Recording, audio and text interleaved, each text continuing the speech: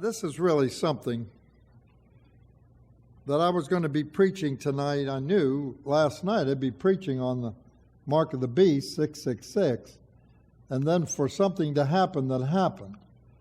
Betty said to me, I don't know what time it was, in the evening, was going to have supper 6 o'clock or so or 7, to go get a can of milk because she was going to make green tomatoes that I grew, and we were going to have those baked green tomatoes.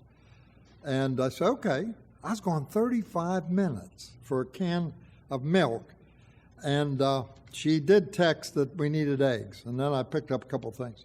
But I got behind a man named Harry Rice. And I thought, this is a breeze. He's there with 1 gallon of milk.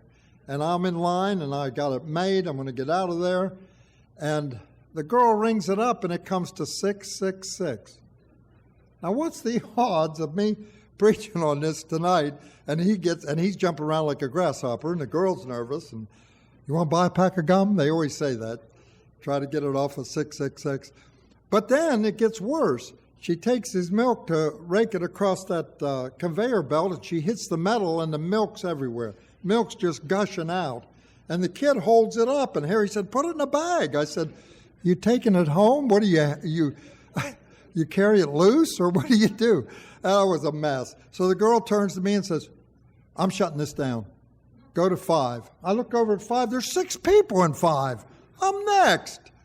I said, no. She said, well, I'm shutting it down. So she shut it down, took me over to the service department there, did it. So that's Harry Rice with 666. There are some difficulties in this understanding, but I have many books here. I want to show you that it takes at least, I used about 5 or 6 commentaries, and you're not always going to get them to agree on what it is. There's 2 that disagree, and I do not agree with them, and you would not agree with them. But it's good to use them. Chuck Bolton has talked many times. This is Chuck's commentary. And I had all his books, the family gave me his books.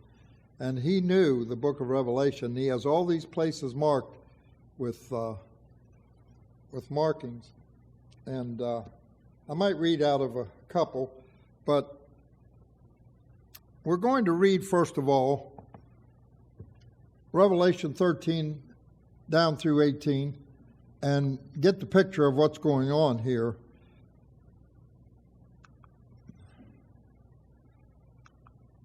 Let no man buy or sell in Revelation 13:17, and we'll get that near the end of the lesson, we'll deal with that. And that no man might buy or sell, save he that had the mark or the name of the beast or the number of his name. And it tells you it's the number of a man, not a church, a number of a man. We need to learn how to study the book of Revelation. This will be more like a lecture tonight. I'll be than preaching, but I don't like the lecture. Lecture's an hour, no. But here's what you do. I heard this man, I used this heavily for this study. I used these others, comparisons, but W.B. West is so simple. It's just a little paperback. And I heard him in the 70s when he was writing this book. He hadn't written it yet, but he was in the process of it, and he spoke about it, and I got to hear his lectures on it. Here's what he said at the outset of his lecture I heard at Freed-Hardeman College. He said, Revelation through first century glasses. If you're going to study the book of Revelation, you study it through the first century. What was going on and what was happening. There are 2 commentaries I have here that make the mark of the beast 500 years from when it happened. And that's not the case. It happened then. It's in the context who he is. And to take 95 AD and go clear to 600 AD, that's not the way to do it. Chuck and I talked about these commentaries before and what their determination was. So when you're study the book of Revelation, especially this section, all of them, but with first century glasses. What was going on? to Christians in that day. What was happening? What was the emperor doing to them? They couldn't even buy and sell. They couldn't buy anything. They couldn't sell unless they worshiped the emperor. He wanted everyone to worship him in the temples and things. And he was God and Lord, he said. Just a casual reading of it. And I stood upon the sand of the sea, and saw a beast rise up out of the sea, having 7 heads and 10 horns, trying to get all that in order. And upon his horns 10 crowns, and upon his head the name of blasphemy. And the beast which I saw was like unto a leopard, and his feet were like the feet of a bear, and his mouth as the mouth of a lion. And the dragon gave him his power and his seat and great authority. Now you have to figure out who the dragon is and who the beast is. And I saw one of his heads, as it were, wounded to death, and his deadly wound was healed, and all the world wondered after the beast.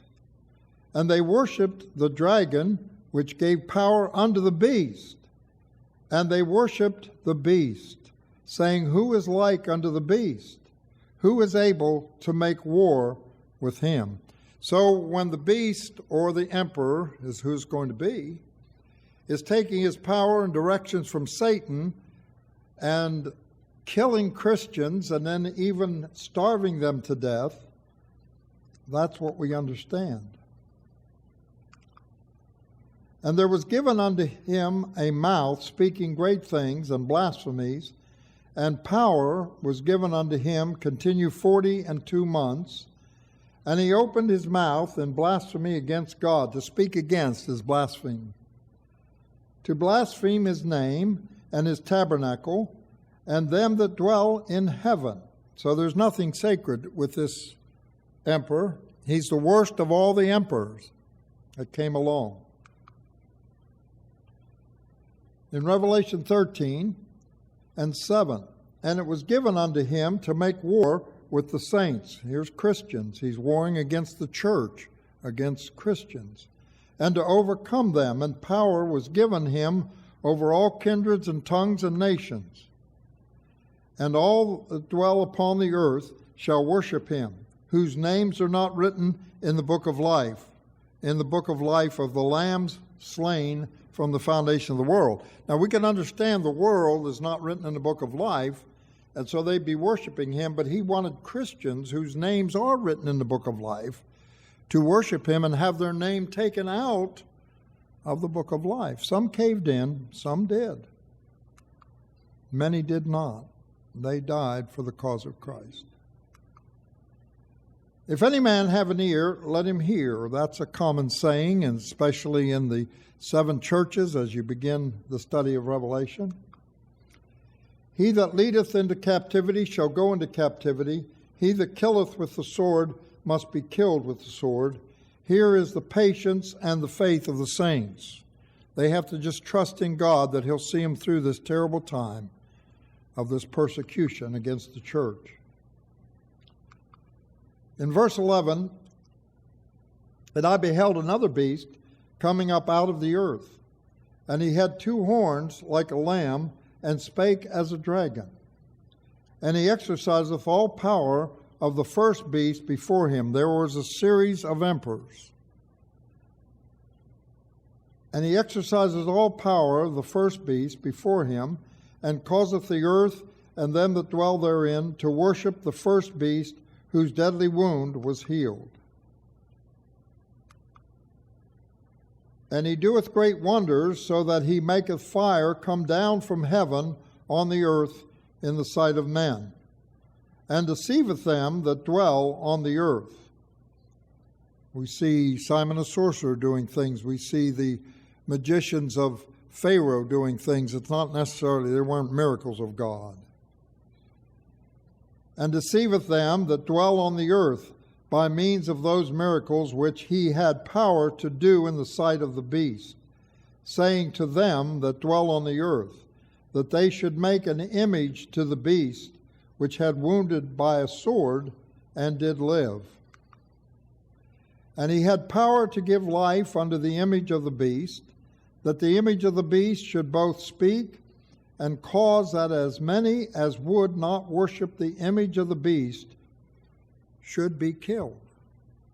And so he was killing Christians that would not worship him and would stay faithful to the Lord, and they would go home. They would go home. And he causeth all, both small and great, rich and poor, free and bond, there was no one outside of his reach, to receive a mark in their right hand and in their foreheads. We're going to zero in on who the beast is and what the mark is, and that'll be our lesson. And that no man might buy or sell, save he that had the mark or the name of the beast or the number of his name. He couldn't buy nor sell. Here is wisdom. Let him that hath understanding count the number of the beast. They used numbers to come to this name at that time, to come to 666 in the person. Here is the wisdom. Let him that hath understanding count the number of the beast, for it is the number of a man, not a church. People in this book and other commentaries say it was 500 years in the future and it's a church that would be established. It's not that. It was happening in that day and time, and it's a number of a man, 666. Revelation 13:1. The 10 horns represent the 10 Parthian kings among the empires of the world surrounding the Roman world. The Parthian Empire was only one of the Romans that could not conquer. The Romans couldn't conquer them. The Parthians were great in battle. The Parthians were cavalrymen, and they fought upon horses, and the heads of their horses were equipped for fighting, and their tails were equipped, so that they fought going and coming. And the Romans could not defeat them. After they fought with the offensive, they fought with the defensive. And the Romans could not compete with this, so the Parthians naturally were the greatest danger to the Roman world. In Revelation 13:2, the dragon throughout the book of Revelation is the devil himself. That will help you greatly to study when you're studying the book of Revelation. The dragon is the devil. And when you come to, as a result, we have introduced to us the devil and the Roman emperor. And he's the beast. In verses 3-5, the dragon is the devil. And remember, the beast is the emperor. So when you're studying that, you can keep that in mind. In Revelation 13, 3-5, 42 months or 3.5 years, the duration of the Jewish-Roman war. Now you have to study Daniel and Ezekiel and other places to get some of this, but Daniel 7 deals a lot with this very thing. 6-8, all power is with God over the centuries. But God gave power to outstanding generals and to leaders like Nebuchadnezzar and to Cyrus.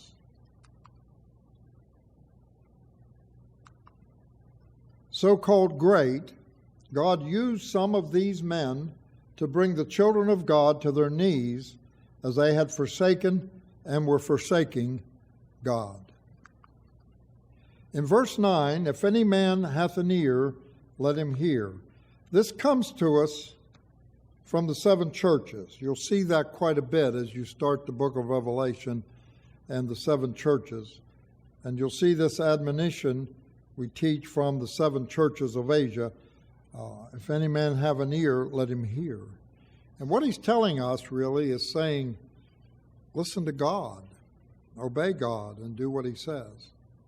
And even if your life were taken, I will not fear what man can do unto me as long as I'm on God's side and he's on my side.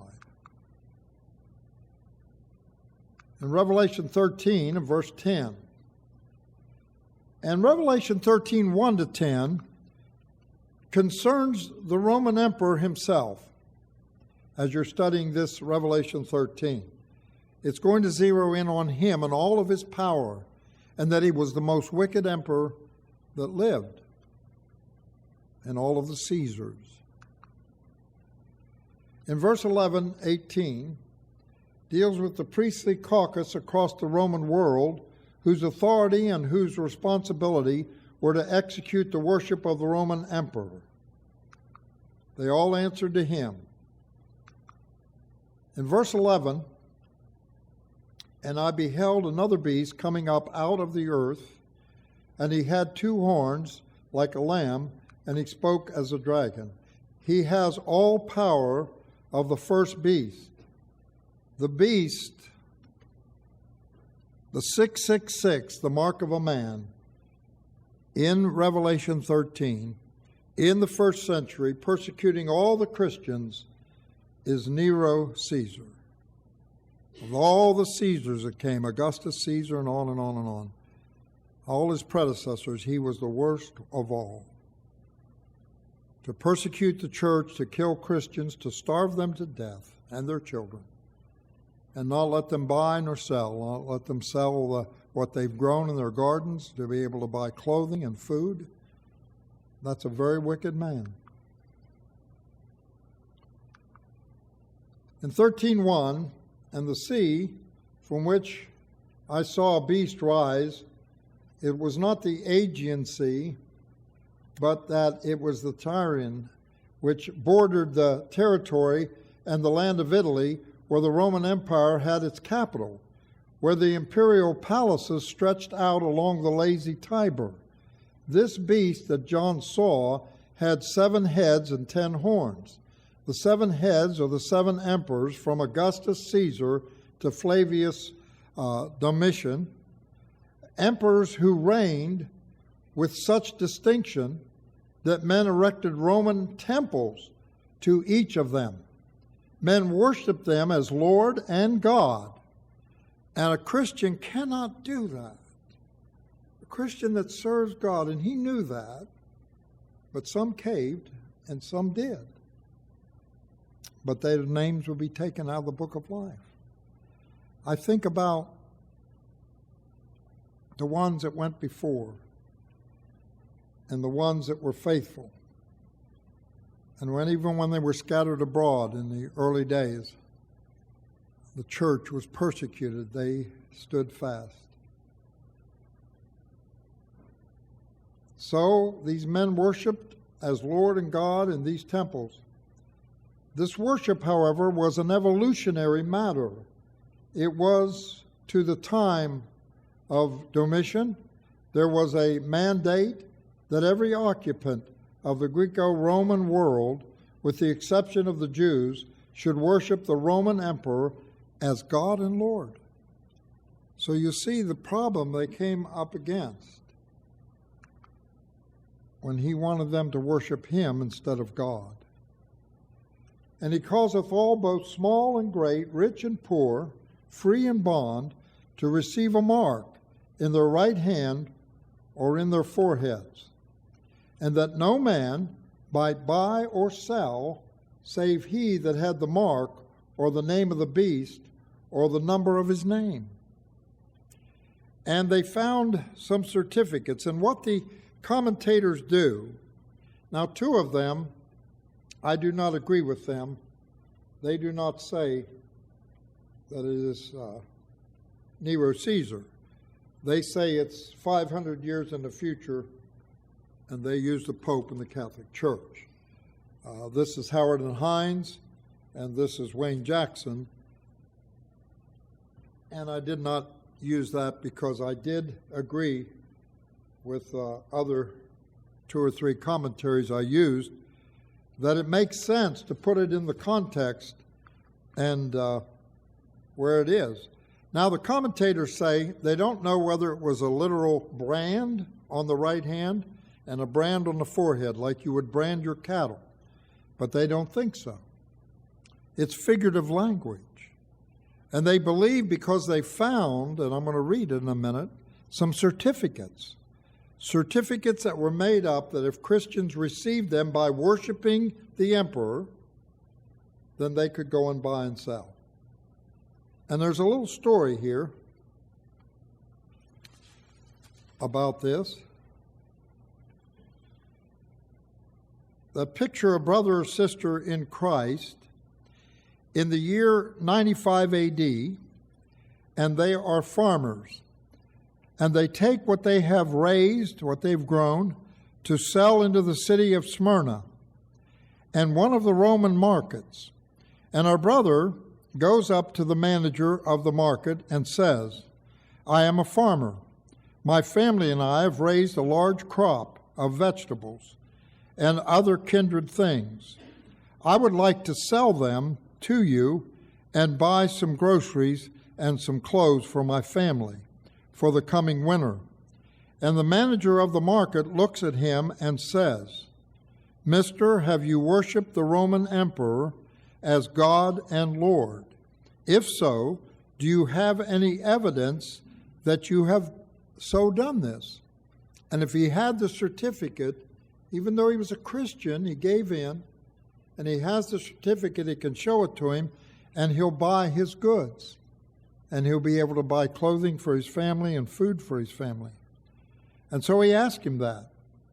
And he will say, I have not worshipped Domitian as Lord and God, because I do not believe that he is. Now therefore, I have no evidence of having worshipped him. The manager will say, I cannot buy anything from you. He would be killed if he did. Neither can I sell anything. The Romans placed economic pressure on the Christians across the Roman world. Those who worshiped the Roman emperor were required to request and receive a certificate, and they found them. They found some. I have a copy here. Those who worshiped the Roman emperor were required to receive a certificate in order to buy and sell. And that would represent the mark of the beast on the right hand and on the forehead. 666, the name of a man. In order to buy and sell and go out in certain programs and other places in the Roman world as if they were Roman citizens. The request read this way: to those who, this is one of the certificates, it's in the book that I have by W.B. West, but he says they also agree, I don't know if I have time to read a little bit from them, but William Barclay, there's two great works on Revelation, and he agrees who the beast is, and he would get some things from him. And here's how it reads: to those who have been appointed to preside over the sacrifices from Anarus Achaeus and the village of Thenoxus, therefore with the children of Aes and Hera, we reside in the village of Theodelphia.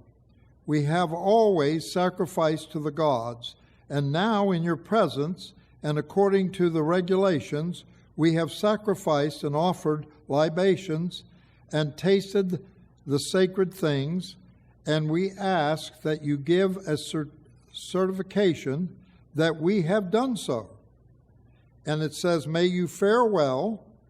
The certificate read, we representatives of the emperor, Cernos and Hermas, we have seen you sacrificing. And this comes from this volume, the second volume. There's two volumes of William Barclay, and they come from that commentary. And he says, this comes from William Barclay, second volume of the commentary on the book of Revelation.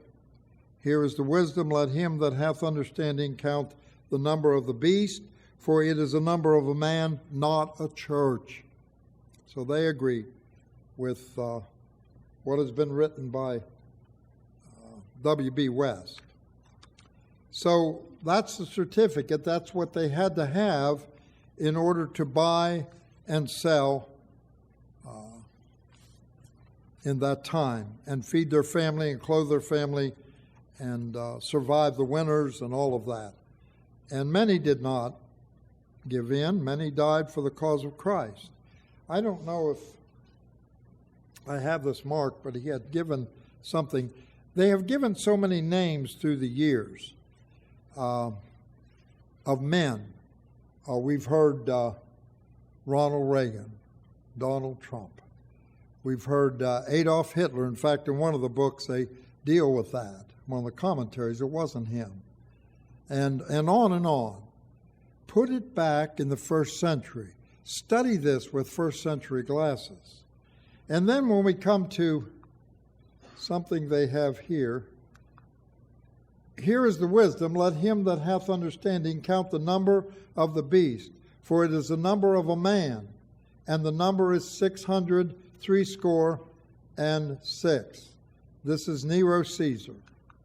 And here's something in the book, and this is how they came to the numbers. You'll see 50 and 6 and 250 comes to 306 in the first name, Nero, and you'll see 260, 100, and 360 to Caesar, and when you add it up, it's 666.